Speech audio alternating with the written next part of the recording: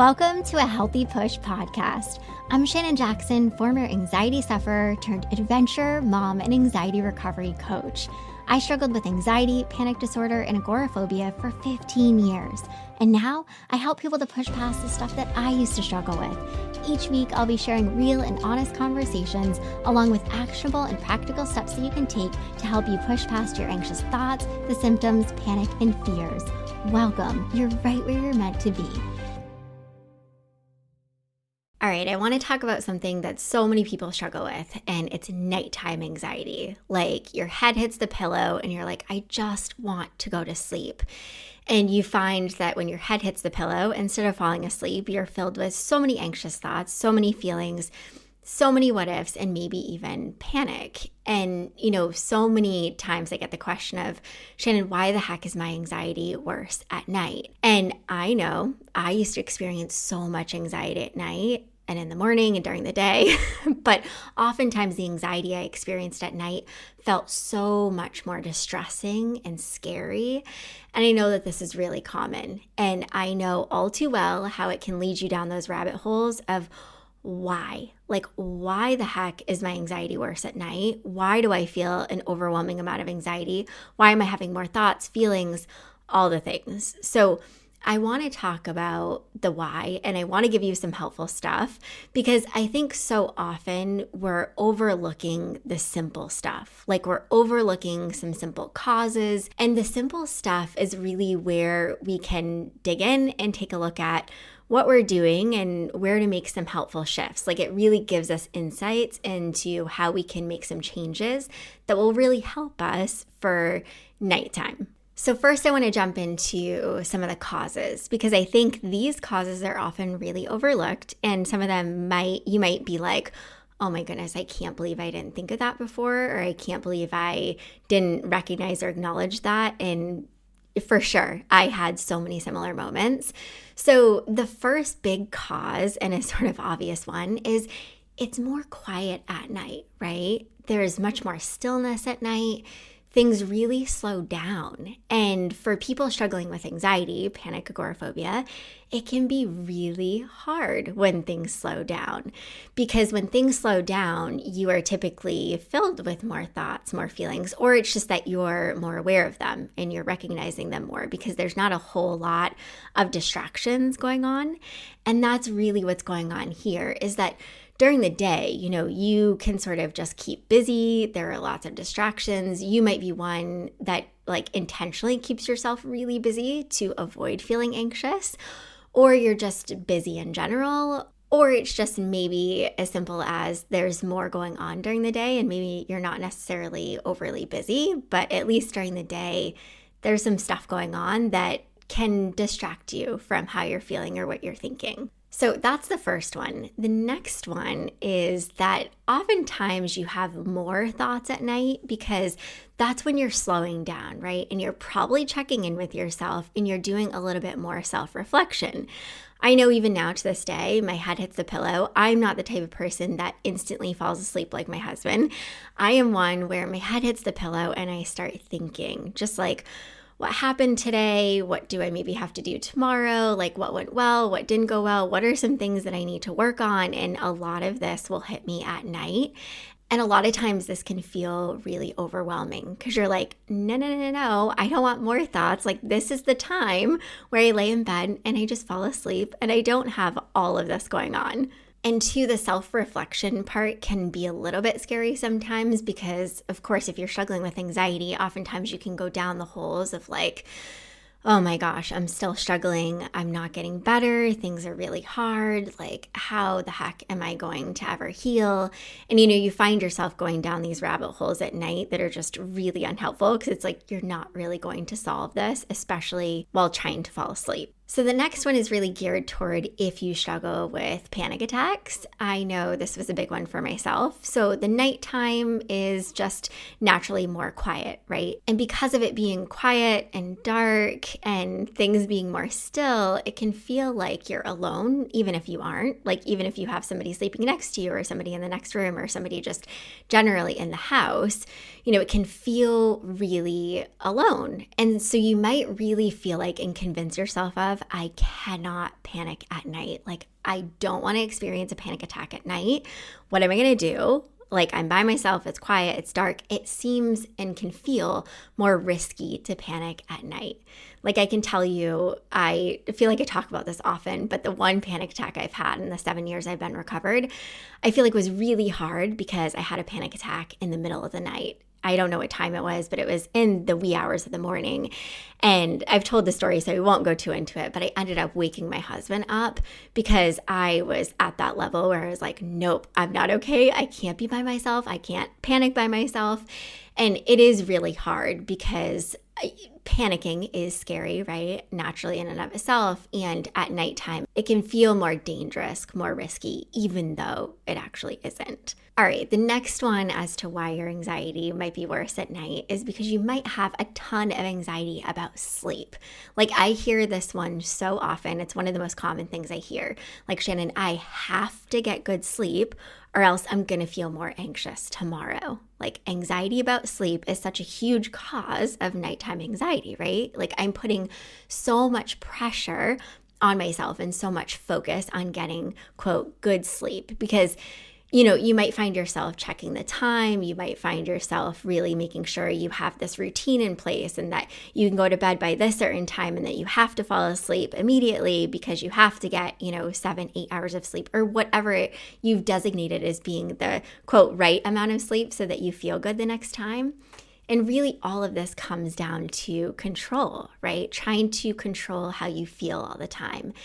If I get good sleep, then I won't feel anxious tomorrow. And I'm going to try to do anything, or minimal anxiety, right? I'm going to try to do anything to make sure that I don't feel anxious or that I feel less anxious. So anxiety about sleep can be a major cause of nighttime anxiety.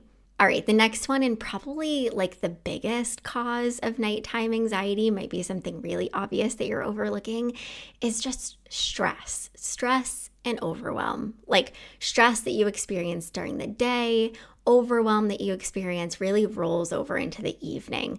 And especially if you're experiencing stress on a day-to-day basis, your system is really like full of cortisol and adrenaline, and your nervous system is probably dysregulated and it's always on high alert. So it's really hard at nighttime when your head hits the pillow for your brain, for your body to really come down to this level of being calm and being able to go to sleep quickly or, not waking up in the middle of the night because you have so much stress and overwhelm. And I'm always a huge advocate, and I truly believe in this, what you do during the day, how you treat your body, how you treat your mind, all your actions and behaviors really roll into the evening. So if you're not taking care of yourself during the day, you're definitely going to have issues with sleep. So the next one and the last cause that really kind of rolls into this stress is hormone imbalances.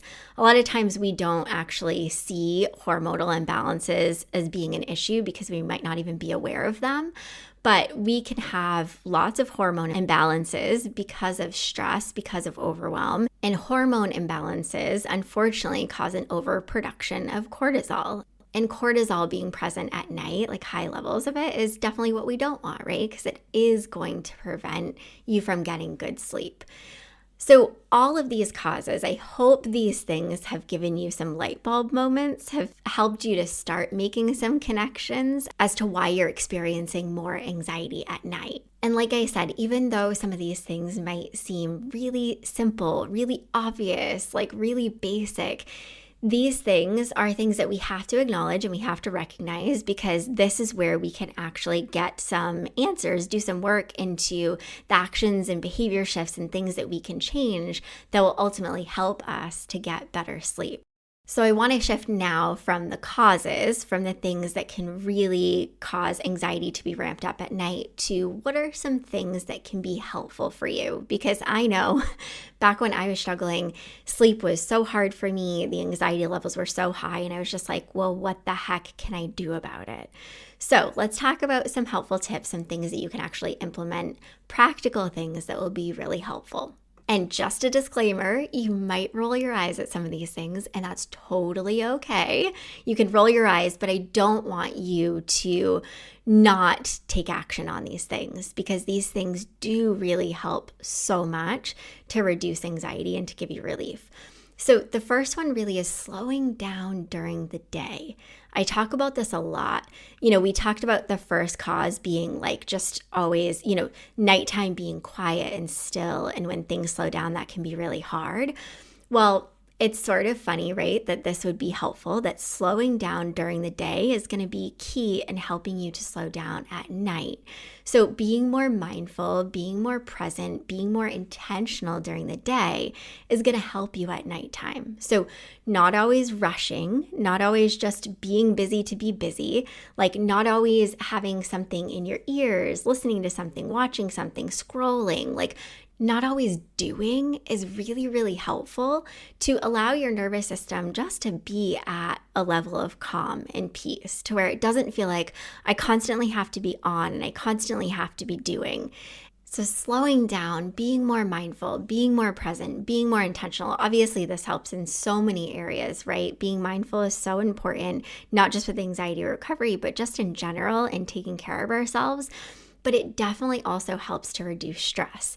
And this is just huge. When you actually allow yourself to slow down, to not always be filled with overwhelm and information and all the things, you can reduce stress, and that will relieve anxiety.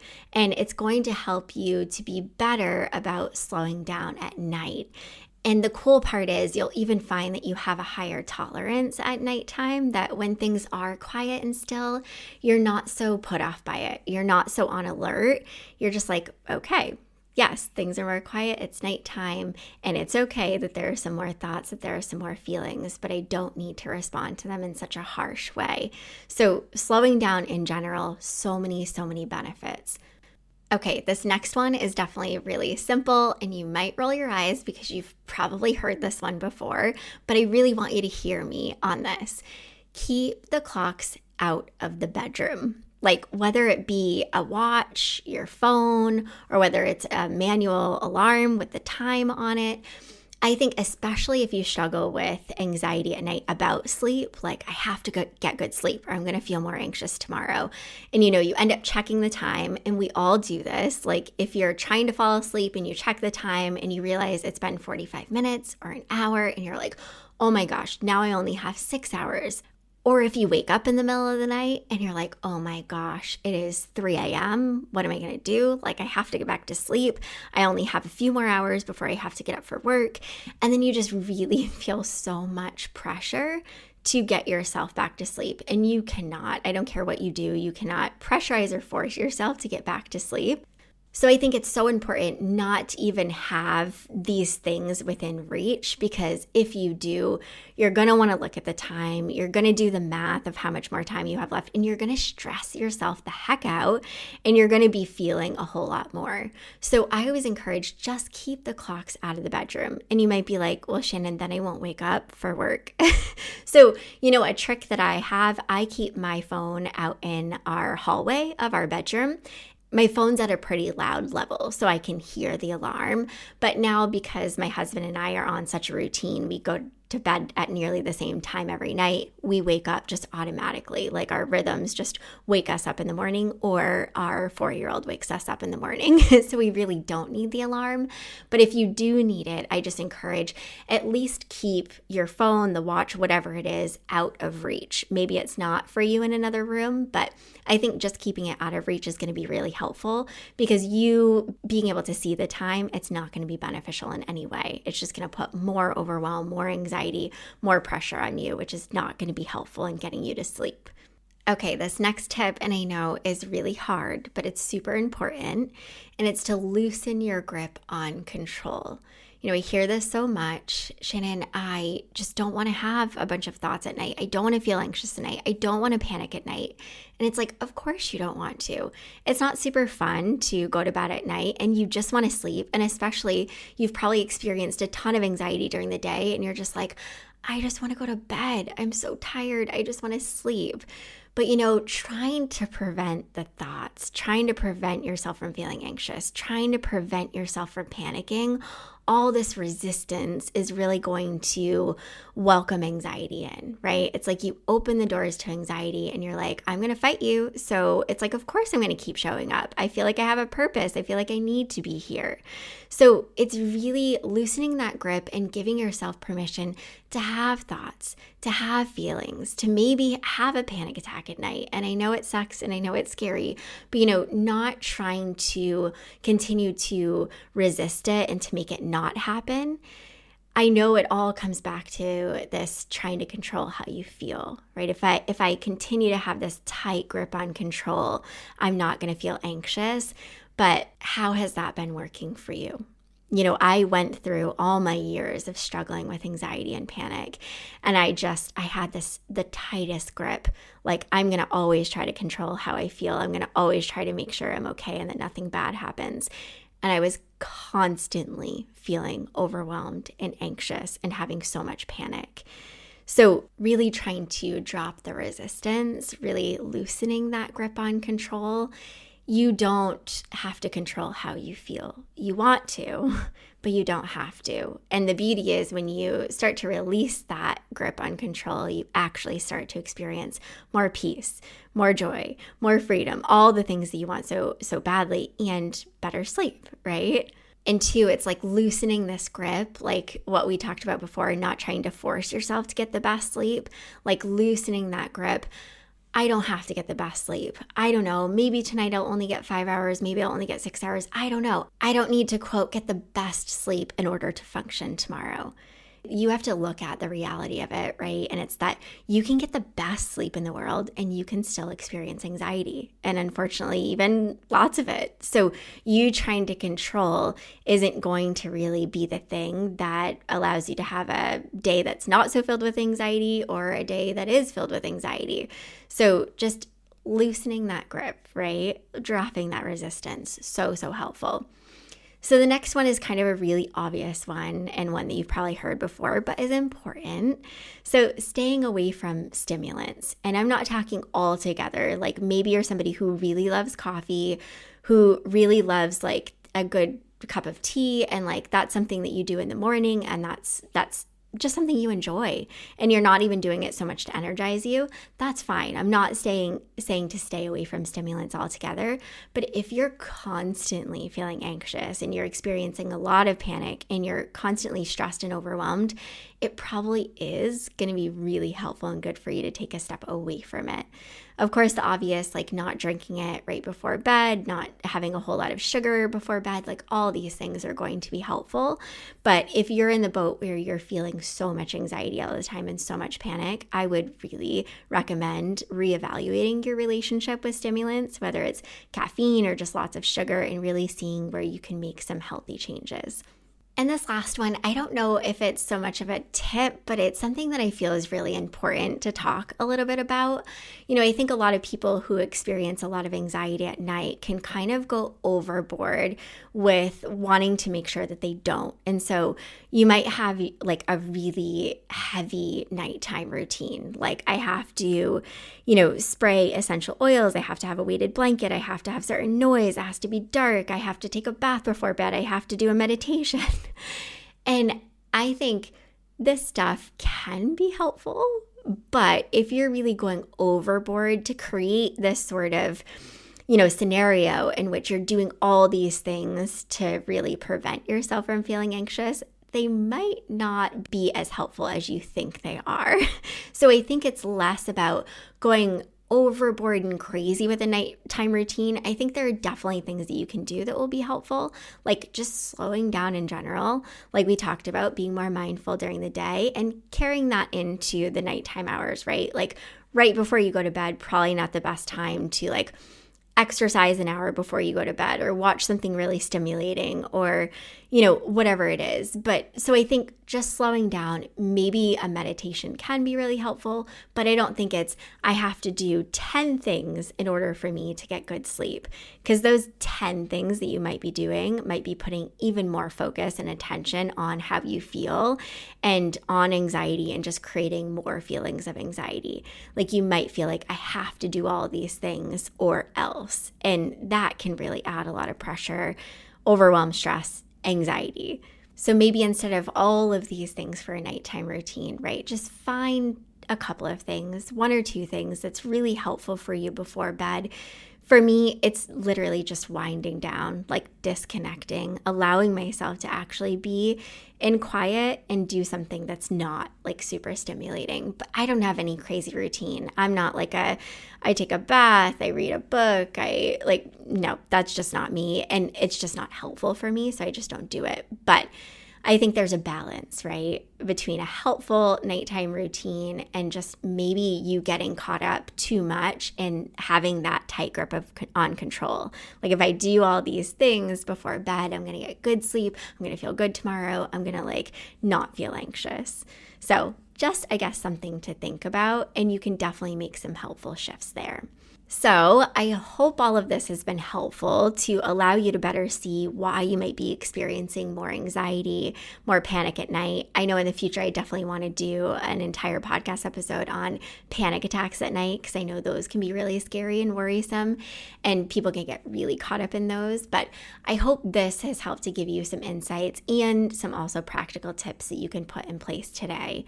So as always, if you have found this episode, what I've shared, to be helpful, I would love it if you would share it with somebody who you feel like could need it, and share it on social media. Just share it with a friend.